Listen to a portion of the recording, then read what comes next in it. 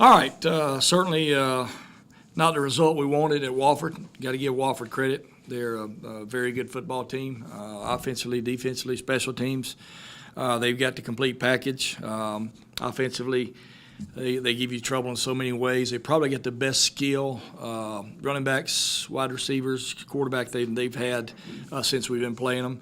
And then defensive, they're very stout. You got 6 seniors who played a lot of ball, so you got to give those guys credit. However, we didn't play up to the level we need to play to be competitive. I really want to say something about our defense. First of all, I thought our defense played well in the first half, with the exception of the 2 long throws for touchdown. Our defense played really well, and then the second half it got away from us. They came out with some new stuff. And they hit some big plays on us. Offensively, we didn't do a whole lot to help ourselves. Didn't get going. And, you know, at the end of the day, you lose T. Mitchell on about the 5th play of the game. And then Kalen has an ankle sprain on the 6th play of the game. He hobbled through the game, but was not effective enough to be competitive on the offensive side. I would like to say this about Tyree. Tyree came in and had 97 yards rushing against a very difficult defense, running basically the one play that we ran all day was the inside zone. He did a good job of running the ball and gaining those yards. And with that, I'll open up questions, and we'll talk about East Tennessee State. What's the status with T? Is he back for this weekend? Don't know yet.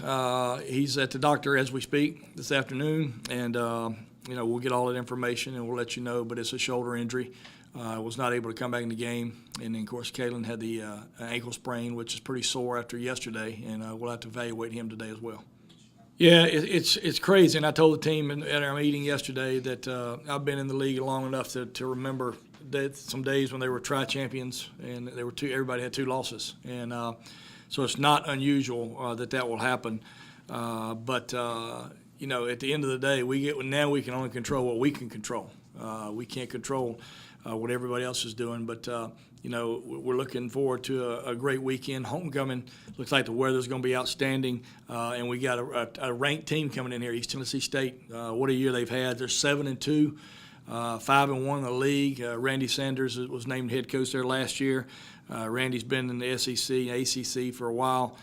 He did an outstanding job throughout his career, but has done a great job of coaching that team this year.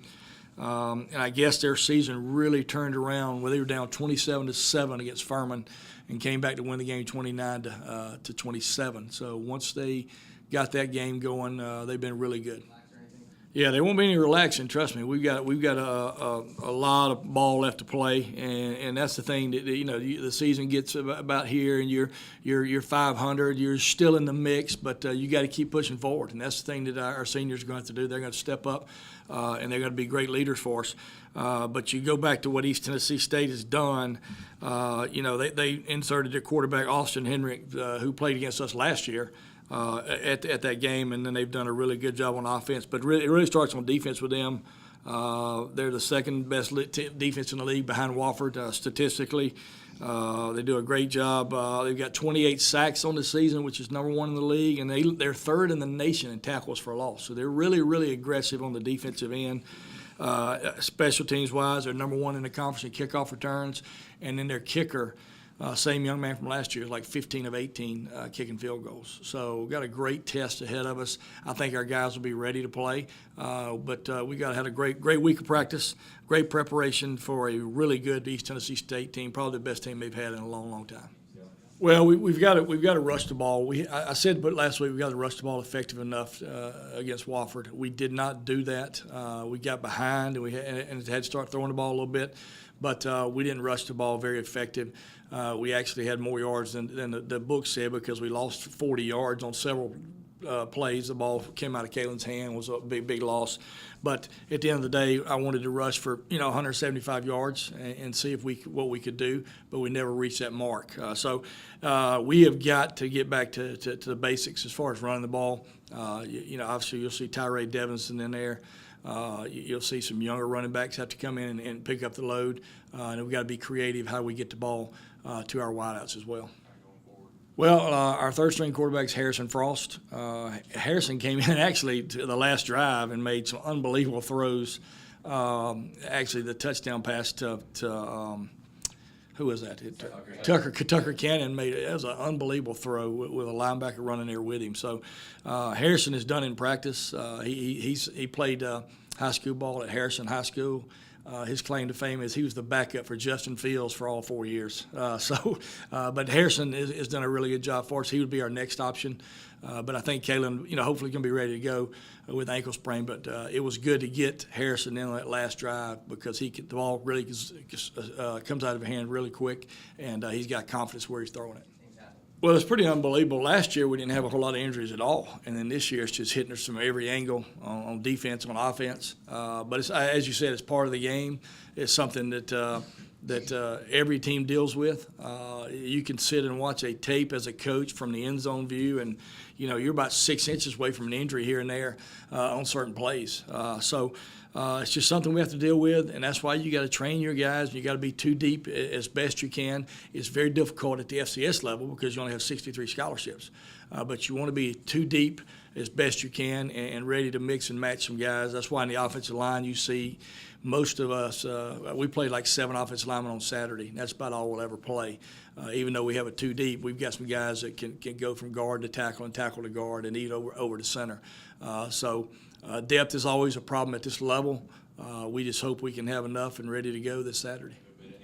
Yeah, it's a big boost for our offense. And Tyree, while he doesn't look that fast, he's faster than he obviously looks. And he's got big old legs. He can run the ball inside. He's got great balance and great feet. He's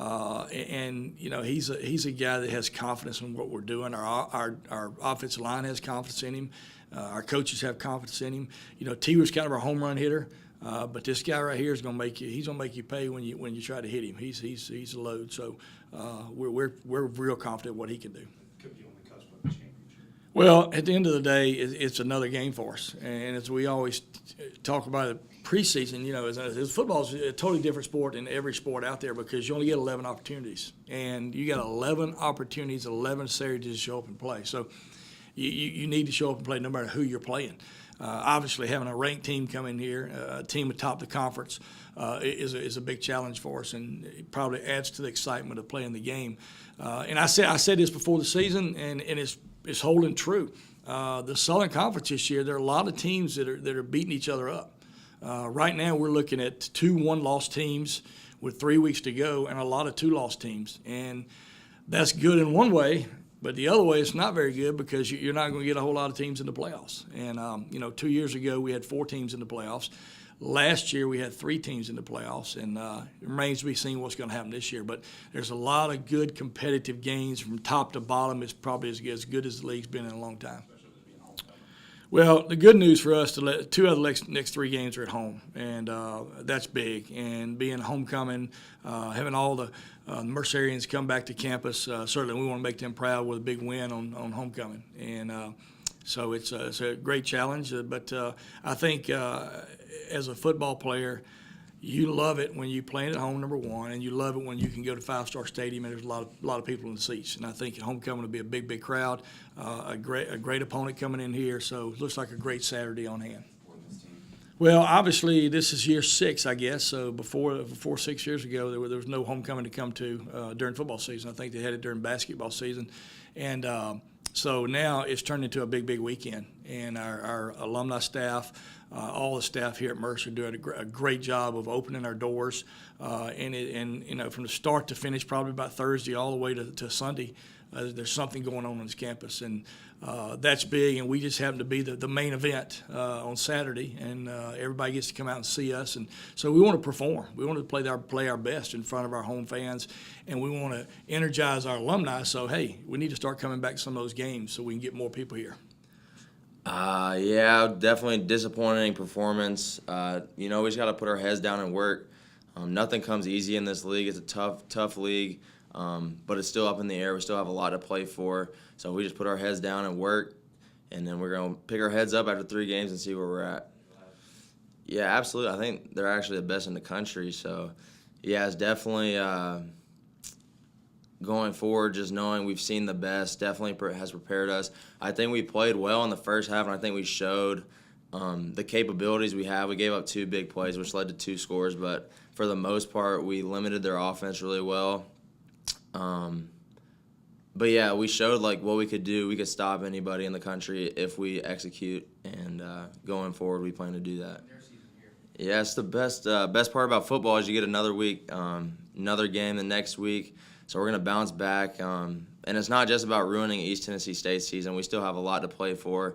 If we win out, we have a great chance to go to the playoffs, and with some help, have a chance to win a conference championship. So we're planning on handling our business, and yeah, it'll be nice to get a win against a ranked team here at 5-star. You know, the mentality is the same for us because we can only control what we control. Coach Lamb always talks about control the controllables, and that's what we're going to do. We're going to put our heads down, like I said. We're going to work, and we're going to look up after 3 games and see where we're at. Yeah, it's been tough missing a lot of key guys and a lot of other key guys banged up, not 100%. But, you know, you got to work with what you got in this game. At this point in the season, no one's 100% healthy, so you just got to move forward and work with what you got. Oh, it's going to be a blast. The crowd's going to be rocking. I know it's buzzing on campus. It's going to be an exciting game, especially with top 25 team coming in town. A great opportunity for us, and yeah, to have that crowd behind us, it'll be nice.